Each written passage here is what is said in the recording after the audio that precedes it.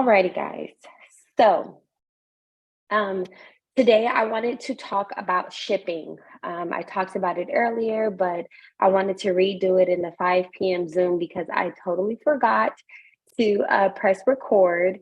For those of you who don't know me, my name is Myriahna Gordon, and I am the leader of Team Forever Fearless. And like I said, today we are going to be talking about how to ship from home. Okay, I'm going to go over a couple of things that you may need, and I'm also going to go over some step-by-step, processes so that you can get the best out of working from home, right? So there is a Amazon list that is in the Team Forever Fearless Starter Manual. I sent that out in a blast message text via using the messenger in the back office, so you could check your email. If you don't have it, it is also pinned in the Team Forever Fearless page so that you guys can have that.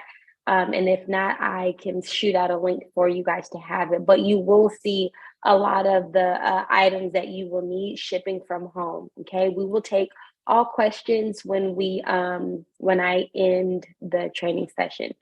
So I'm gonna shout out a couple of things that you may need. Like I said, I will. You can find these items in the the TFF starter manual, but I'm just going to go over some things that you may need. Okay, so first off is going to be some bubble mailers. You're going to need sizes 8.5 by 12, 10 by 16 and a half, 10 by 6, and 5 by 7. These are optional as far as which ones you get first. These are just some ideas of different sizes that I do use um, for my shipping process. Okay. Also, Karen showed us some envelope bubble mailers that will also, it's tagged it's linked in the Team Forever Fearless page, where she showed us it's basically like an envelope style, but it's just like the bubble mailer. It's not like a actual I'll post the link so that you guys can see it. Tissue paper, fragile stickers, little stickers that say, hey, handle me with care, I'm fragile. Thank you stickers, printer paper, clear shipping tape. And this is if you do not have a label maker like a Dymo or Brother or Rolo. That's, there's a way, and I'll discuss later on how to do that. Also, a Dymo printer that prints out 4x6 labels, Dymo labels that is size 4x6, a scale, sign up for pirate ship, sign up for postable. Okay. And like I said, we're going to go into depth of why you need all these things. So first, we want to talk about your packaging. Okay. I would hope that your inventory is organized so that when your customers, when they shop from you, whether it's on social media or from an e-commerce system that you have, that you first know where all your items are. Then we are going to make sure that our package is presentable. Okay, you want to make sure that when your customers open up their package, that it is a whole entire experience. Now, if you do not have the funds to get all the fancy stuff, please do not feel like your business is not, you're comparing, oh, I don't have that, I don't have the funds. It's okay. I did not have most of these things when I first started. I definitely had to evolve as I went. So I just want to put that out there so that you don't think that you're doing shipping wrong. Okay. So like I said, first things first, you want to make sure that your package is presentable. You want to make sure that your customers love what they see when they open up their package. You want to ensure that your products are packaged safely on the inside. You want to use the correct size envelope or box to package up your items. You don't want to just stuff it. If it's an oversized package, I won't just try to stuff it into the envelopes. Typically what I like to do is to recycle the paparazzi boxes that they give us. So when I do orders, I do save them so that I can use them just in case the customer has a big order. Okay. Also using tissue paper, to kind of make it neat. You know how they send some of the life of the party packages or some of the exclusives, how they're kind of like all bundled up in those plastic little, package, even some of our fashion fix, they do that on purpose because if you notice, when they're all bundled up like that, they're kind of safe. They're not just all over the box or all over the package to where it can easily get damaged. So you want to make sure that you find a way that you can get all the items together so that they are not easily damaged in shipping. Okay. Next, you want to have a way to collect information from your customer. Okay. If you do not have an e-commerce system like Paparazzi Premier, Squarespace, Shopify, you want to use a link called Postable. It's a website where you can go. I believe it is free. And basically, it's a link that you can post on your social media or your link tree for your customers to have so that they can put their information inside. Okay. If you do have an e-commerce system, just like Shopify, where my customers check out, they have to input or ensure their shipping information every single time. So I don't have to too much worry about collecting information because that's going to happen when they check out with me anyways. Okay. But for any reason, if you do not have an e-commerce system just yet, it's okay. There's ways around it. You can use a Postable. And like I said, it's basically like a virtual address book for you. The only downside with that is you do have to kind of stay on top of your customers to make sure that their information is updated. So when I was using a Postable or using sometimes people DMing me their information, which is not always safe, you want to make sure that you want to use a third party, something like Postable, because there's so much scamming going around and you just don't want an imposter asking for this pertinent information from your customer. So you kind of want to stay away from asking personal information from DM. Did I do it? Yes. However, with new knowledge, I try not to do any of that type of information via DM just for scamming purposes. But however, you want to make a post. You can automate this post on your business page or whatever to make sure that when they are checking out with you, you may want to post this weekly to just ensure their shipping packages. I mean, their shipping information, email, suite number, address, whatever it is, so that your package does not get lost or sent to the wrong address. So if this does happen, this is on them, not you. There have been a couple times in my paparazzi career where there have been people who said, "Oh, Myriahna, did you see my package already?" Yes, I have. I moved. I'm not at that address anymore. And what I typically just let them know, like, hey, I'm sorry that you forgot to update me. However, if the person or whoever sends it back, then I will, resend it to you. However, I do make them repay for shipping because it's not my fault. I shipped it to whatever address that I had on file. But that is just something to think about if you are going to use Postable. Okay. Like I said, I wouldn't do DM. Maybe you can do email so that you can have that information as well. Okay. Once you get the order all packaged up and you have it inside of the bubble mailer, I have one here. This is a 12 by 8.5 bubble mailer. But once you have your package all nice and neat inside of there, I like to double and triple check that is the items and the order that is linked to that customer. Okay. Next, what you are going to do once you have the package all together, you can do, you're going to enter this information into Pirate Ship. Okay, these are the steps. So I am going to share my screen really quick so that you can see how to do that. This is the benefits of using an e-commerce system because with Shopify that I have, I am able to, with the Shopify that I have, Pirate Ship is linked within Shopify. So they kind of import my orders over so that I can, do my shipping directly from there. So I'm going to share my screen really quick so that you guys can see how to fill out the Pirate Ship.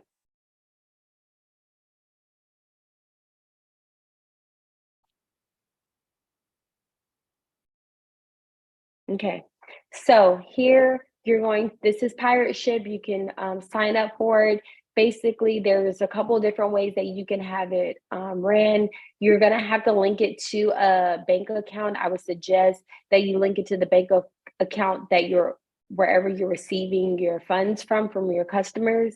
And then once you sign up for Pirate Ship, like I said, they're going to take you through the steps to where you can either have it to where every transaction or every label is a transaction, or you can do it where you can do like $50. So I have mine set to $50, and it'll take all the labels from there. And when it gets low enough, then it'll charge me another $50. Like I said, or you can have it set to where it'll just charge you for every postage, so that you're not taking out a big increment.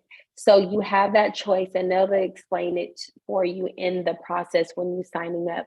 But here I put in my information, my PO box, whatever. You want to put your email. Make sure they put their email for tracking purposes. If they do not have an email, they will not be able to track their package. Then their name, first and last name, their address. You also want to stress and make sure that if they have an apartment unit or suite number, that they include that, because if not, then the item will get shipped back to you. Okay. Next, you're going to put where it says package details. So what happens is, if you are just starting with Pirate Ship, you're going to input the information. So say like I'm shipping a bubble mailer, where it says type of packaging, it's going to say envelope, padded envelope, poly bag. That's going to be that option. If it was a box, then you're going to select box or rigid packaging. Okay. If you are using any USPS priority mail flat rate boxes or anything, you can go ahead and, use those options as well. And if you need any materials, you can always go to USPS.com and then order them through the website as well. Okay. So with the package details, you're going to come here. I already have mine saved. So say like this one, like I said, is 12 by 8.5. As you can see, I have 12 by 8.5, 9 ounces, 15 ounces, 13 ounces, so that all I have to do is select it. You can save the package each time you do it, so that it'll just, already be in there. So say like this is the package. The package dimensions, this is a 12 by 8.5 length and width. You want to get a scale. You're going to need a scale. So once you input their information, I got this scale from Amazon. It's 15, no more than $20. This one is a Dymo one that I got from Amazon. There's Accutech, there's different brands. It doesn't have to be all fancy. Like I said, don't spend no more than 15, 20 bucks on it. It is linked in the TFF manual, so that you guys can have that. And I'm going to go back and double check to make sure all those links are good as well.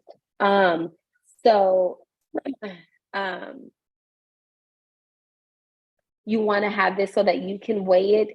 And typically what I do when I'm weighing it, say like it's like 8.4 ounces, I'll just go ahead and round it up to 9, only because there's been some times where I like did 8 and then it'll charge me extra because I didn't put the correct weight. So I always like to round up for me. Okay, so next you want to click on get rates. Okay, once you click on get rates, it's going to show you, okay, for this is $4.62. What you want to do when you're first starting out is to pay attention to that number, so that you can know how much you should be charging for shipping. If typically it's like $4 or $3, you want to charge for shipping and handling, so that they are also paying for the package. So do not be afraid to charge for shipping. Okay. So my mindset is, if I'm charging right now, I think I charge $4.25. That will be going up because I do have a flat rate. So that means that if there's some packages that are, $4 or whatever, right now I'm paying out the pocket for, whatever the couple cents is, the difference is. But then there are some packages that maybe only be $3. So there's, a profit there. But for me, my mentality is this is shipping and handling. So that's why I'm going to be updating my shipping charges, because it probably should be $5 or $6. Here's my mindset in this. Is because when you do not charge the correct shipping, then that digs into your $2.25 profit. right? And we don't want that. You want to charge shipping and handling so that, again, you're not coming out of the pocket for, shipping. And then here's my mindset of it.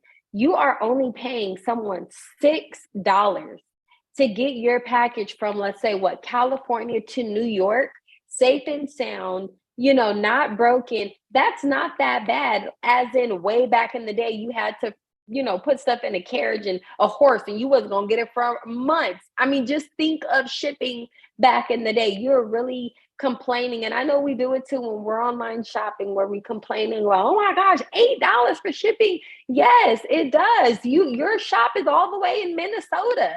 You're only paying $8 for it to get shipped to you, and then you got the nerve to want it in 2 days. Like, you have to put yourself in that shoe, that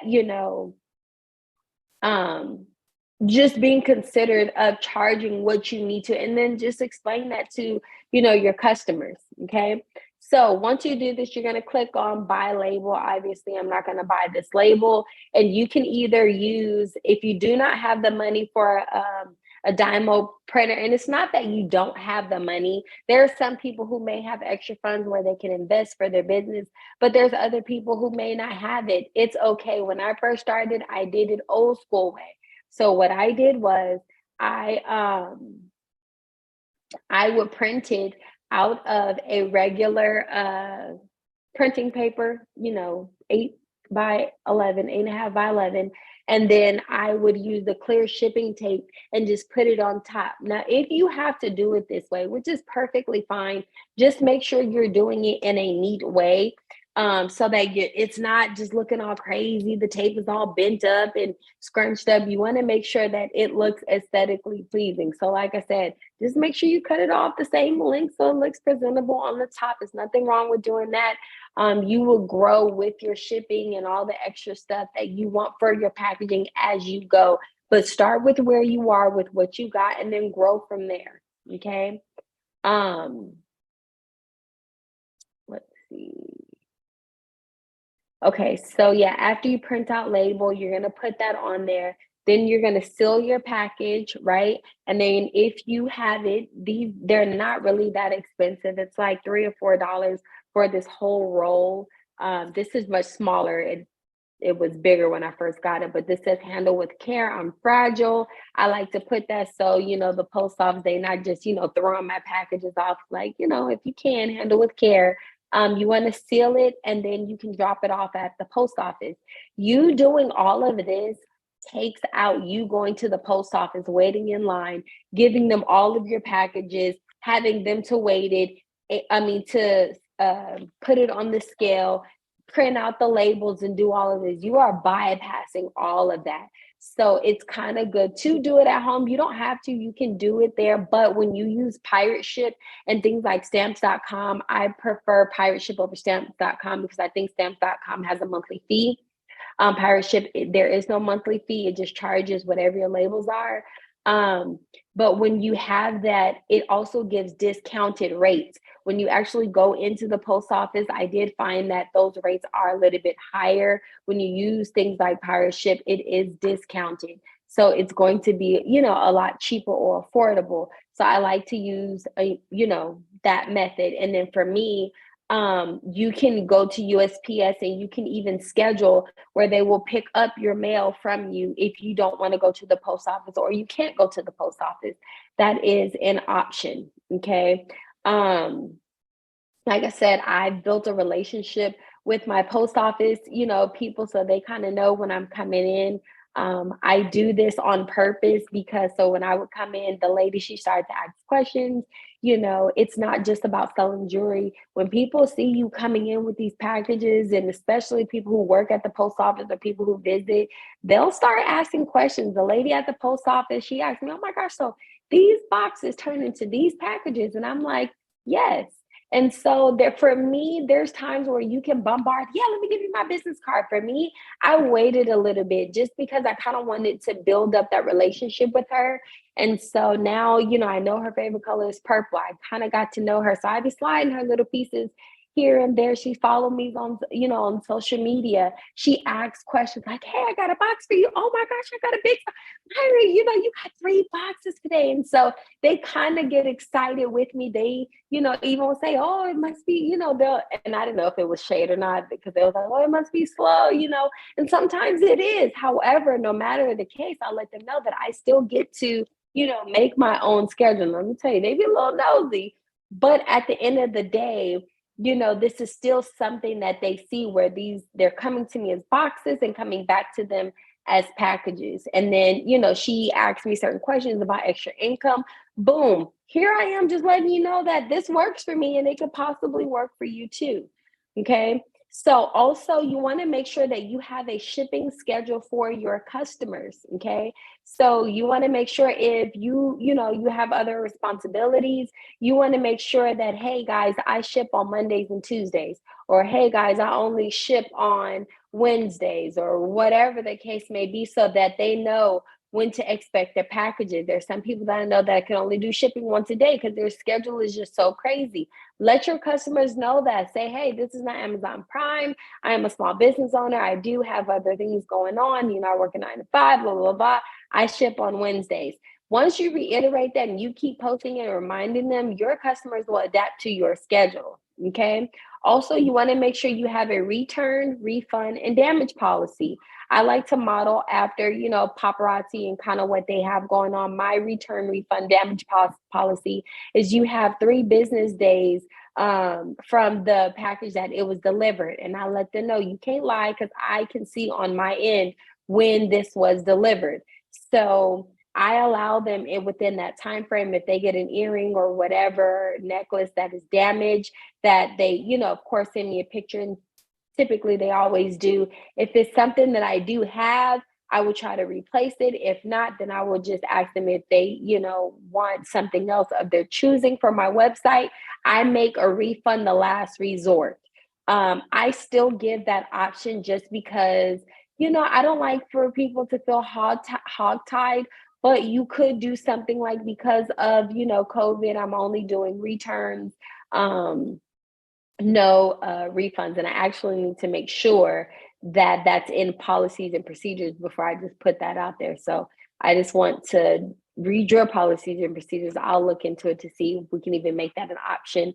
However, for me, like I said, I do, if I can replace it, I will, because I value my customers and I want to make sure that they have a good experience when they're shopping with me, and know that if something does go wrong, that I am going to take care of them, right? So that is really, really huge. That is how I ship from home. As you can see, it's not that many materials. There are certain things that you do need to set up. And yeah, so that is my regiment of shipping home. I hope that I explained that well.